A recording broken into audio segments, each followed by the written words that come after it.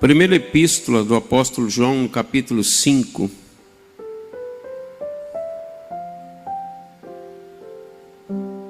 Verso 5.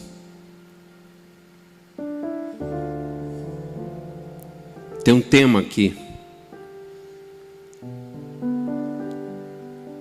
Quem é que pode vencer o mundo? É a pergunta. Quem é que pode vencer o mundo? Antes de eu narrar esse assunto, olha o texto. Quando o irmão Joel estava adorando, me veio isso aqui. Olha o texto, no capítulo 5, no verso 13 em diante, que ele falou de aliança. Eu gostaria que você ouvisse isso, irmão Joel.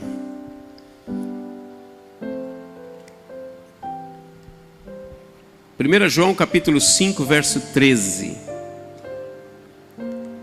Vai aparecer aí para você. Ele dá ali orientações. E estas orientações vos escrevi, a fim de saberdes que tendes a vida eterna. A epístola de João, ele foca um problema interno que estava acontecendo na igreja, com alguns crentes que estavam questionando algumas coisas, e no meio do povo entrou uma seita chamada os gnósticos, e ela tem até hoje, inclusive aqui na cidade de Miracatu, aos seguidores de Samuel Oveor, aí nos sítios, um grupo de gnósticos. Mas ele escrevendo aqui nas suas conclusões finais, ele fala da vida eterna. A vós outros que credes em o nome do Filho de Deus.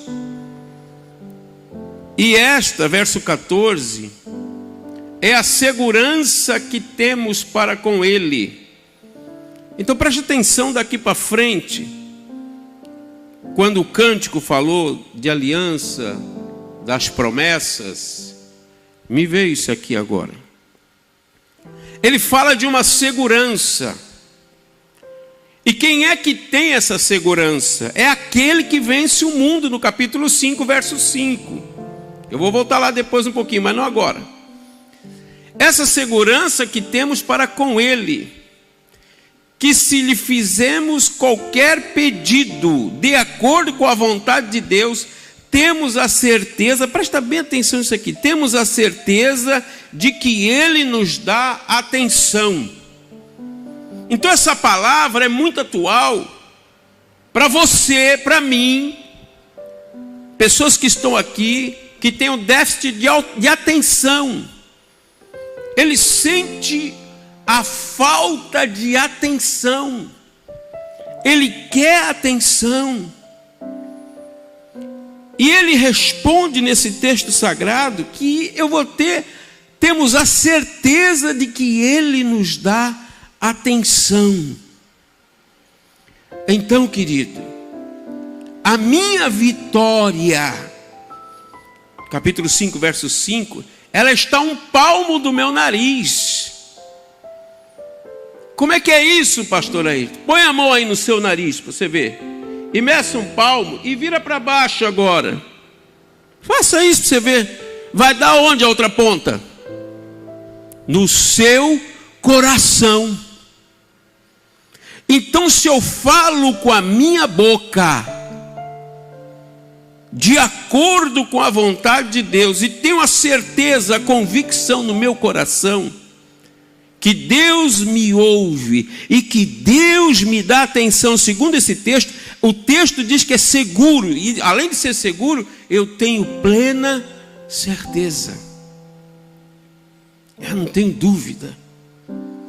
E Ele me dá toda a atenção naquilo que eu estou falando com Ele. Então, quando a gente começa a louvar a Deus, como o irmão Joel começou a louvar a Deus aqui nessa noite, os céus se abrem, porque a gente vem aqui para adorar a Deus. Isso é culto, isso é metanoia, é mudança de pensamento, é mudança de mente. Onde está isso, pastor Ayrton? Veja no capítulo 4 de Mateus. Eu gostaria que colocasse aí Mateus capítulo 4. Isso não está no meu script, mas está no script dele. Mateus capítulo 4. Vamos ver um versículo. Mateus capítulo 4, versículo... Mateus capítulo 4... versículo de número 17. Mateus capítulo 4, 17. Coloca aí, por favor. Observe que em Mateus capítulo 4, Jesus vai iniciar o seu ministério. Ele está no começo. João Batista passou por todo aquele processo. Eu posso ver Jesus no ventre de sua mãe, já no encontro lá, quando uma mãe encontrou a mãe de João Batista, que a criança mexeu. Já tinha uma aliança.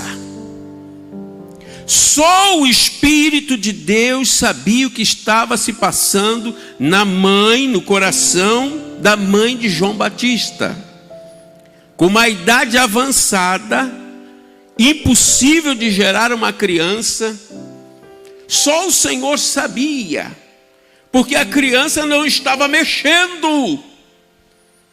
E Satanás, ele queria de qualquer forma matar aquela criança. Dos nascidos de mulher, quem disse isso foi Jesus. Ele era o maior. E o que acontece? Quando Maria chega diante de Isabel, com o Senhor Jesus no seu ventre, diz o texto sagrado que a criança se mexeu no ventre. João se mexeu no ventre, sinalizando que estava vivo dentro daquele ventre. Aquilo trouxe uma intimidade para sua mãe que estava gerando, trouxe uma aliança, aquela tensão que quem sabe que ela queria, aquela certeza que só o Espírito Santo para revelar isso, irmãos, ela teve naquele momento. O feedback, o encontro de Jesus no ventre com João Batista, o seu percussor. A presença de Deus invadiu de tal maneira que a criança saltou ali dentro. E o que tem a ver com isso? Olha o texto agora. Ele, no verso 17, Jesus vai começar daqui em diante. Até aqui não abriu boca. Abriu boca lá quando tinha 12 anos, no sentido do texto sagrado. Ele vai começar agora aqui a pregar. Desse exato momento em diante, está bem escrito ali, Jesus vai passar a pregar. E o que ele começa a dizer quando ele vai pregar ali? Ele começa com a palavra dizendo: arrependei-vos. E o que quer dizer esse arrependimento? É mudança de pensamento. É mudança de pensamento. É mudança de mente. Paulo vai falar sobre isso lá no capítulo 12 de Romanos para frente. Então Jesus, ele começa com uma mensagem já de arrependimento, de mudança de mente. Por quê, pastor? Porque é chegado o reino dos céus.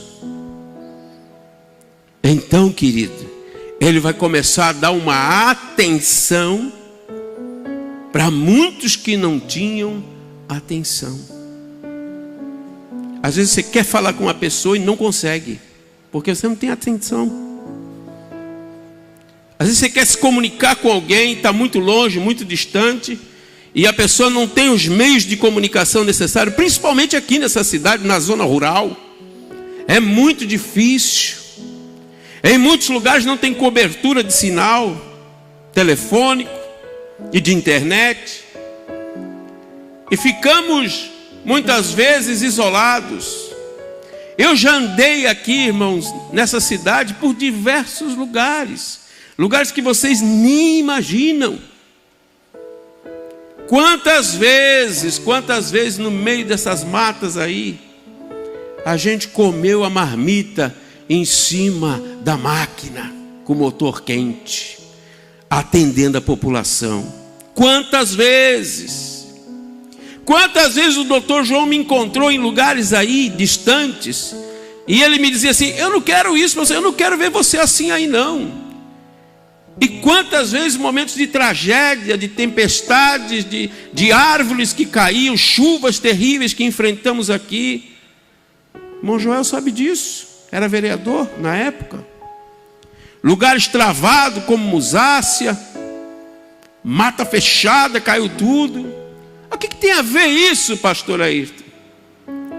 São momentos como esse que o Senhor, Ele quer tratar, muitas vezes, com a minha vida e com a sua vida.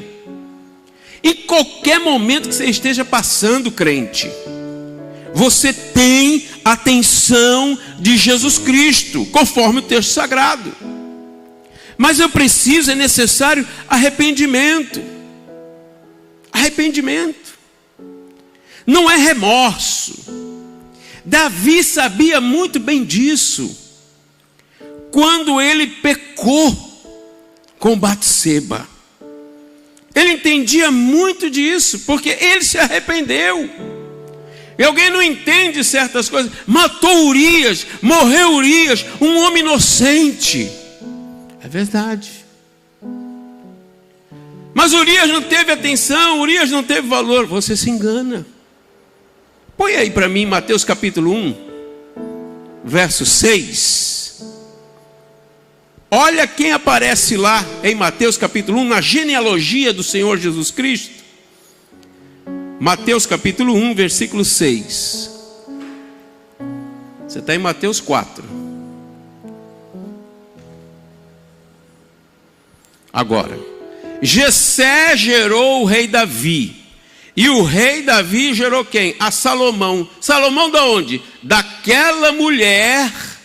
Que mulher é essa? Batseba.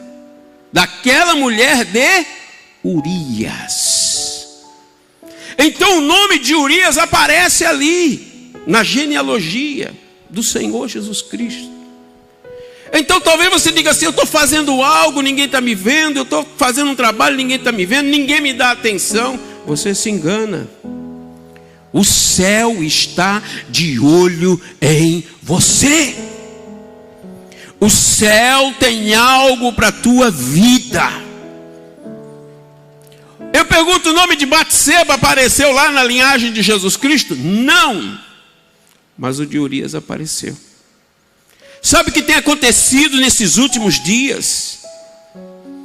Nós estamos matando inocentes e deixando culpados ficarem vivos. Nós damos muitas vezes valor a pessoas que são culpadas e esquecemos dos inocentes. Nós damos muito valor às vezes para quem não trabalha e valorizamos exatamente ao contrário. E vice-versa acontece. Esse homem foi fiel, irmãos. Esse homem obedeceu, esse homem ficou guardando o rei, não quis voltar para a guerra, aguardou, levou o envelope que estava a sentença. Aliás, ele cumpriu o que estava no envelope, ele não levou o envelope, outro que levou o envelope, onde estava a mensagem, o pergaminho. Mas esse homem foi fiel, e ele aparece lá, ó. Volta lá para Mateus capítulo 4. No capítulo 4, no verso 18 agora, Jesus, quando ele começa no verso 17 o seu ministério, ele começa sem ninguém. Ele começa sozinho. Aí ele vai começar a falar. Quando ele foi lá para junto do mar da Galileia, que isso vai se cumprir o que está escrito em Isaías 9, verso 7, que a luz brilhou naquele lugar. A profecia se cumpre aqui. Quando ele está andando ali, diz o texto que ele viu 2 irmãos. E quando ele vê esses dois irmãos, ele chamou Pedro e André. Então aí começa um chamado de uma forma diferenciada. Eu estou falando é com você, chamado. Eu estou falando com você, escolhido. Eu estou falando com você que leva o nome de cristão. Essa palavra é para você. Eu estou falando para você que tem déficit de atenção, que acha que Deus não está vendo, que o Espírito Santo não está vendo, que as coisas agora estão diferentes. Ele disse, ó, André e Pedro estavam lançando a rede ao mar, pois eram pescadores. Estavam trabalhando, verso 19. Então disse-lhe Jesus, vinde após mim e eu vos farei pescadores de homens. Irmãos, mudar a mente de pescador, de peixe, para pescar homens, é muita mudança. É muita diferença. Eu quero tirar um parâmetrozinho aqui rapidinho com você. Uma coisa, irmãos, é pescar peixe. Outra coisa é ser peixeiro. É bem diferente. O pescador, ele está lá no meio do oceano, do rio, ele pega o peixe vivo. Ele pega o peixe se sacudindo, balançando.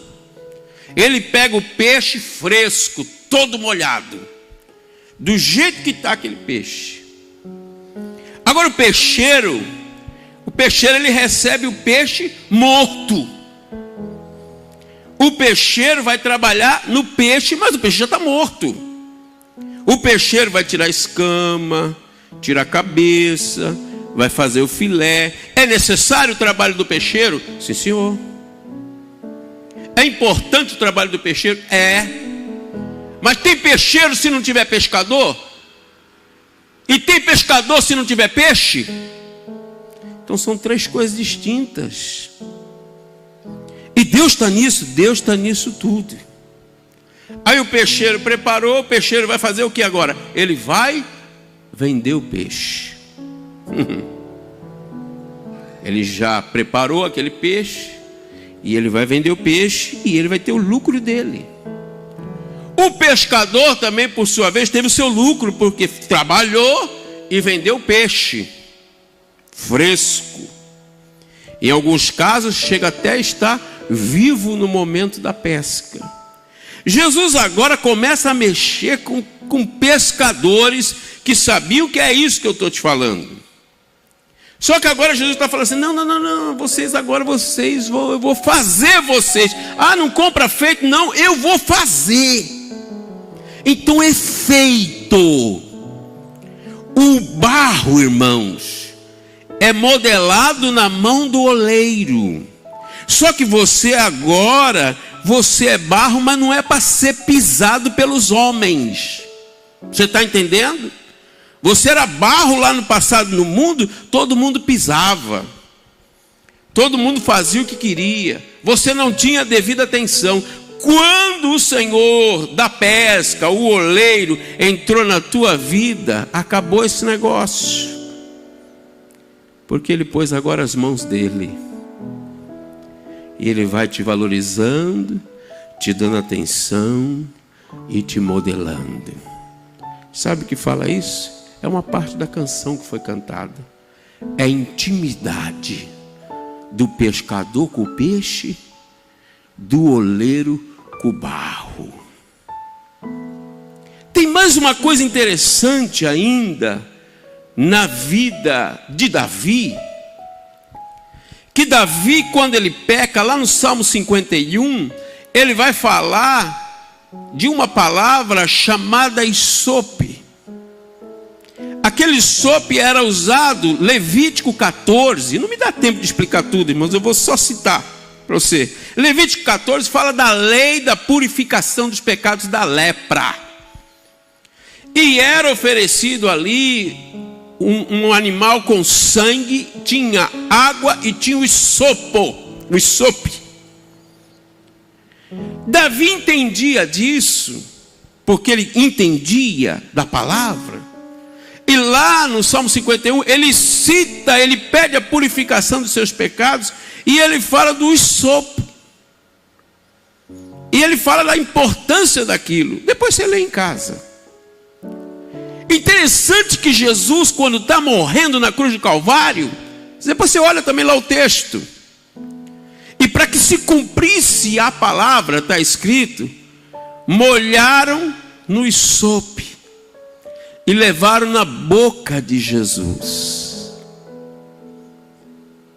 E diz o texto que Jesus provou aquilo. O que quer dizer isso, irmãos? Aquele instrumento era usado para purificação, era para declarar quando o leproso estava limpo. Para alguém que tinha pecado, passava por esse processo, estava declarando diante do sacerdote que estava limpo.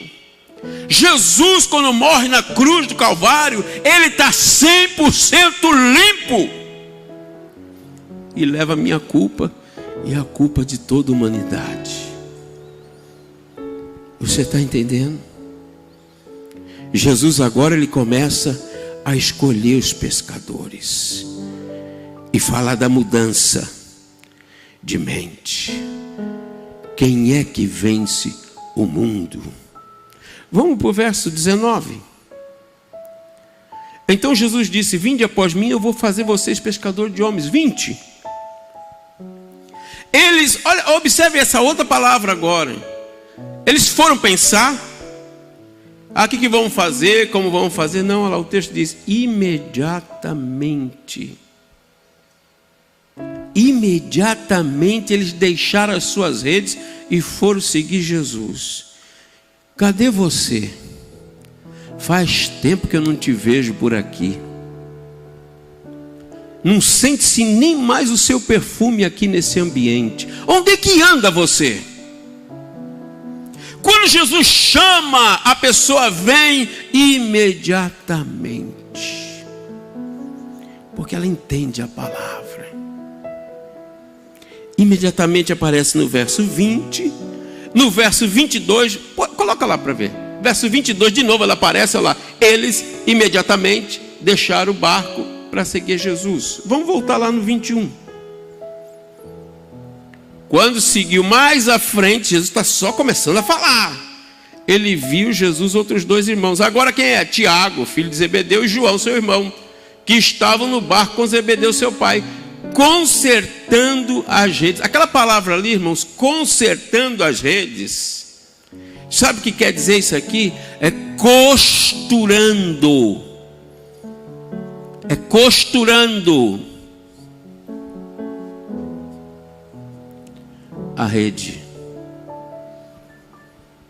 Eles estavam consertando, costurando as suas redes quando Jesus chamou eles. Jesus te chamou com a rede por fazer um reparo. Jesus está chamando pessoas que estão literalmente com buracos na sua rede. É nesse momento da intimidade, ali consertando, costurando, dando aquele nó, aquele passe, aquela virada, que o mestre chega. Quando a presença de Jesus chega, irmãos, diz a Bíblia que eles estavam consertando a rede e eles foram chamados. Verso 22. Olha o texto. Imediatamente eles deixaram o barco e deixaram seu pai para seguir a Jesus. A rede ficou lá, a linha ficou lá, a agulha ficou lá e o pai ficou aqui. E agora eles imediatamente seguiram a Jesus. Eu fico a pensar, será que é Jesus mesmo que você está seguindo? Será que é para Jesus que você está olhando? Será que você realmente está confiando no Cristo vivo? Para onde você tem olhado? Hoje muitos estão olhando para a rede. Hoje muitos estão olhando para o barco. E hoje muitos estão mais olhando para o Instagram, para o Face, para o YouTube e para outras coisas qualquer. Tem mais tempo para essas coisas que são oferecidas hoje do que para comunhão e adoração ao Senhor Jesus Cristo. Imediatamente eles seguiram Jesus. 23. Aí Jesus foi percorrendo toda a Galileia, começou a ensinar na sinagoga, pregou o evangelho do reino, curou de enfermidades e males entre o povo. Continua, seguinte: sua fama correu por toda a Síria. Trouxeram então todos aqueles que sofriam, acometidos de várias enfermidades, tormentos, endemoniados, lunáticos, paralíticos, e Jesus os curava, e os apóstolos indo com eles. Seguinte: uma grande multidão da Galileia, e aqui agora eu quero explicar uma coisa aqui para você. Uma grande multidão da Galileia, olha a palavra que vem depois de Galileia, Decápolis. Uma multidão de Decápolis também já estava seguindo Jesus? Sim, está aí o texto. Estamos no capítulo 4. Em Marcos, no capítulo 5, não precisa pôr o texto lá, Jesus ele faz questão de atravessar o mar para a terra de Gadara. Os 12 que ele chamou estavam no barco. Só que aconteceu uma coisa: quando chegou em Gadara, os 12 não saltaram na praia. Por que Jesus foi lá em Gadara? Porque Jesus ia escolher um ministro lá em Gadara. Quem, pastor? O ex-endemoniado. Então a gente vê, às vezes, as pessoas de um jeito, e o Senhor Jesus te vê de outro jeito e de outra maneira. Já tinha um grupo de pessoas em Decápolis, segundo o texto de Mateus capítulo 4, já no início do ministério de Jesus, que já estavam seguindo Jesus. Só não tinha lá ainda um apóstolo. Por quê? Essas águas aí são águas internacionais. O outro território é território internacional. Está falando de missões. Foi onde Jesus atravessou. E lá, quando ele libertou aquele homem, foi algo impactante. Ele disse para aquele homem, Marcos capítulo 5, depois você vê. Ele deu ordem para ele voltar para a casa dele, e o Senhor disse: comece a anunciar em Decápolis. 10 cidades. Ele deu para um ex-endemoniado cuidar. Quantas pessoas você tem cuidado? Aqui tem um grupo que liga diariamente. Quem sabe você já recebeu essa ligação dos irmãos que ligam nesse trabalho maravilhoso que está sendo feito aqui. E o que é isso, pastor Ayrton? Quando você está com déficit de atenção, alguém daqui está te ligando. Mas por que liga? Porque o Espírito Santo está incomodando para ligar, para cuidar. Por que isso? Porque você será responsável de uma outra região. Você será responsável de uma outra situação. E onde começa? Segundo Marcos capítulo 5, começa na sua casa. E depois ele vai para Decápolis. Você está entendendo? Vamos voltar lá agora para 1 João capítulo 5. Eu ainda tenho uns minutos.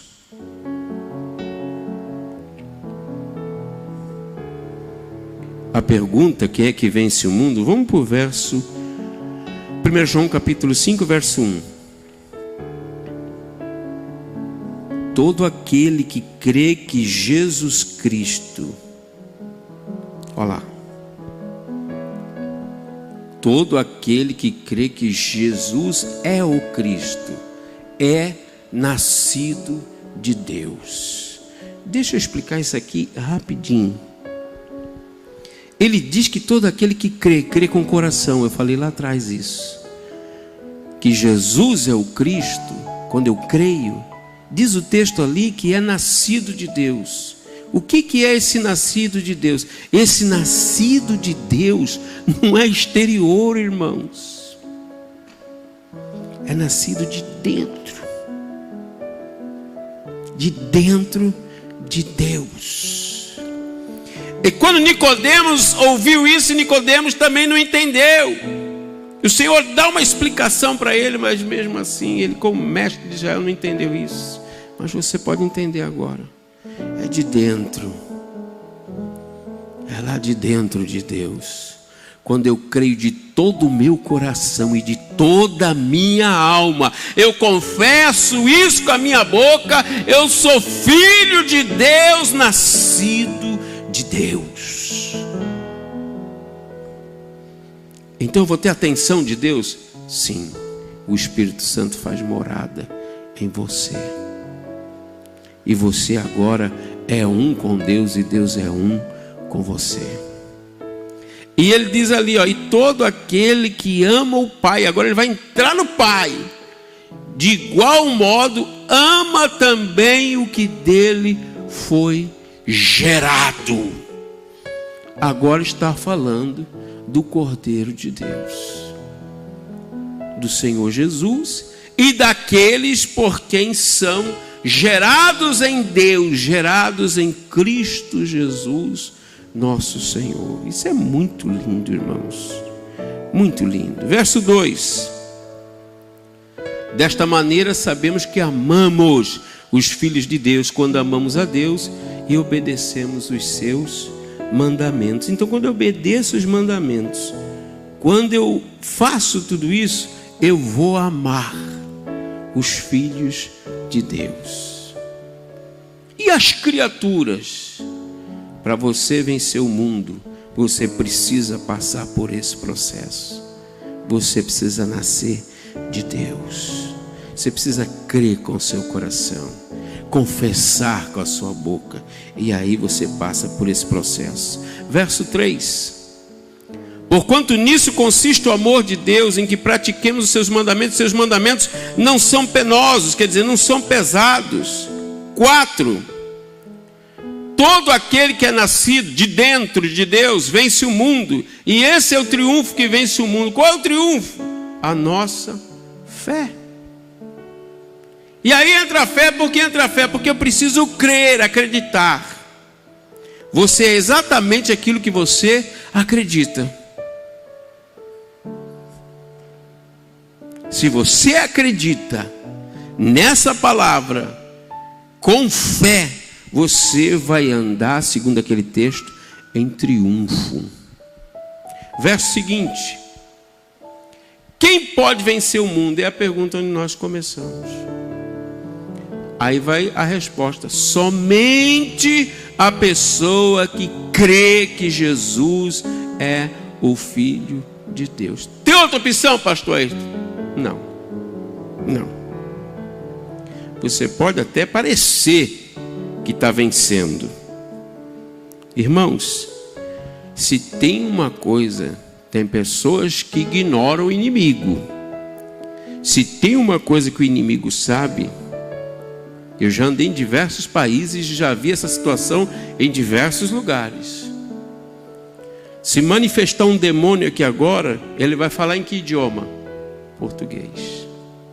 Português do Brasil. Se manifestar em Portugal, ele vai falar o endemoniado em português de Portugal. Se manifestar em qualquer outra nação, ele vai falar a língua daquela nação. Se ele manifestar lá na África, que nem eu vi, ele vai falar o dialeto local. O inimigo, irmãos, ele sabe todos os idiomas da face da terra. Não pense você que vai sair daqui e entrar em outra nação que ele vai manifestar em português. Ele não vai manifestar em português. O que o senhor quer dizer com isso? Que ele conhece todas as línguas, todos os idiomas, mas tem um idioma que ele não conhece. Ele tenta até imitar, mas ele não conhece. Ele tenta imitar com os falsos deuses. E que idioma é esse? É o idioma celestial que você fala quando você é batizado com o Espírito Santo e com fogo. Ele não entende quando você começa a adorar em línguas estranhas, quando você começa a orar em línguas estranhas. Por isso que é importante buscar o batismo com o Espírito Santo e com fogo. Por isso que é importante adorar o Senhor nesse idioma celestial, porque o inimigo não entende. Sabe por quê? É a sua intimidade com o Criador. É você orando e adorando direto, sem interferência nenhuma. E ele não entende o que você está fazendo naquele momento. Em alguns lugares ele quer até imitar, mas ele não conhece. Quem conhece, põe a mão no seu peito. É você. É você que crê com todo o teu coração e com toda a tua alma. Vamos ver o texto seguinte, verso 6. Este é aquele que veio por intermédio de água e sangue, Jesus Cristo. Não apenas mediante a água, mas por água e sangue. E o Espírito é quem dá testemunho, porquanto o Espírito é a verdade. Irmãos, voltando lá para o Calvário agora, além do sopo que foi necessário, ainda faltava uma coisa.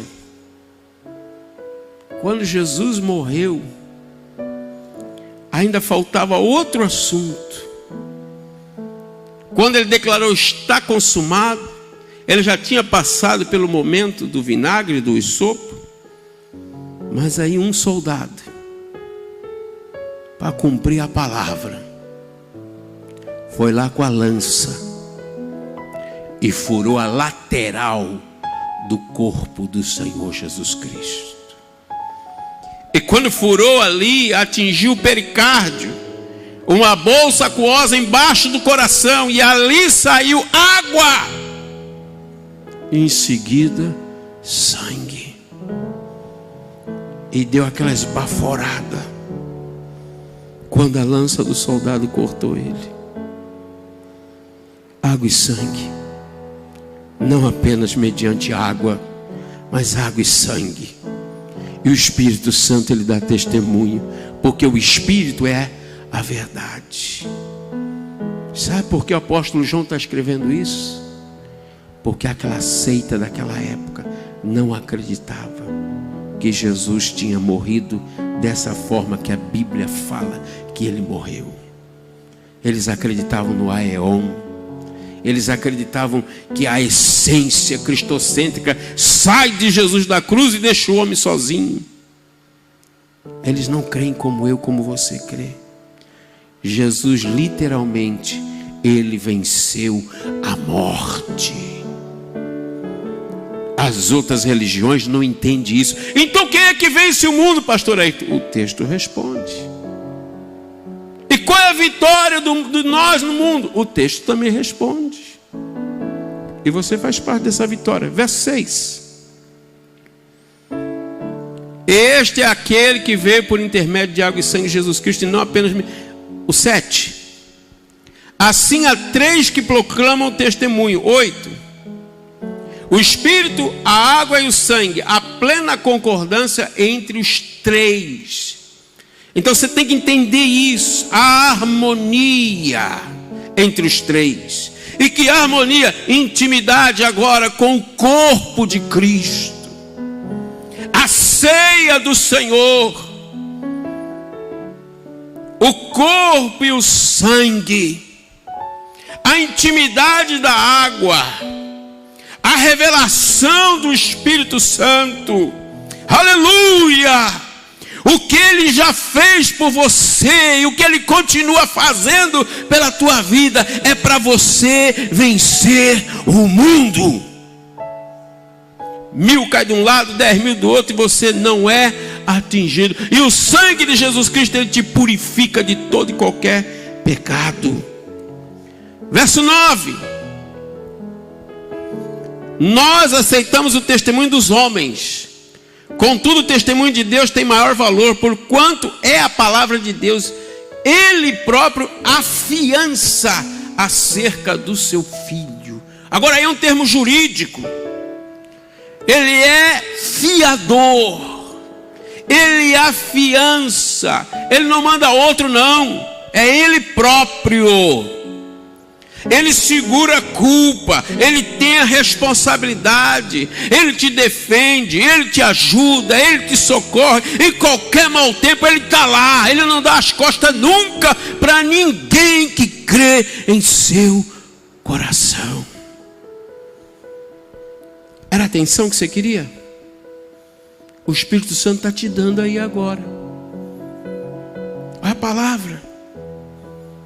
Ele quer intimidade com você. Eu vejo o oleiro agora entrando na tua casa e modelando esse barro velho. Mas não é com os pés que ele está modelando, é com as mãos santas. É com carinho que ele vai mexendo na tua vida. Ali é uma aliança. Ele é o fiador, ele próprio, acerca do seu filho. Verso 10.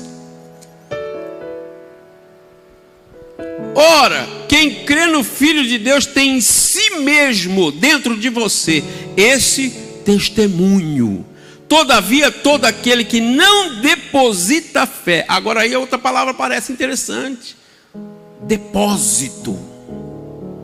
Se eu quero no futuro, se eu quero alguma coisa, eu tenho que separar uma parte. Eu tenho que depositar um pouco. Eu tenho que acreditar um pouco. Daqui a pouco você vai dar a sua oferta, o seu voto, se assim você entender. Você está depositando na casa do tesouro.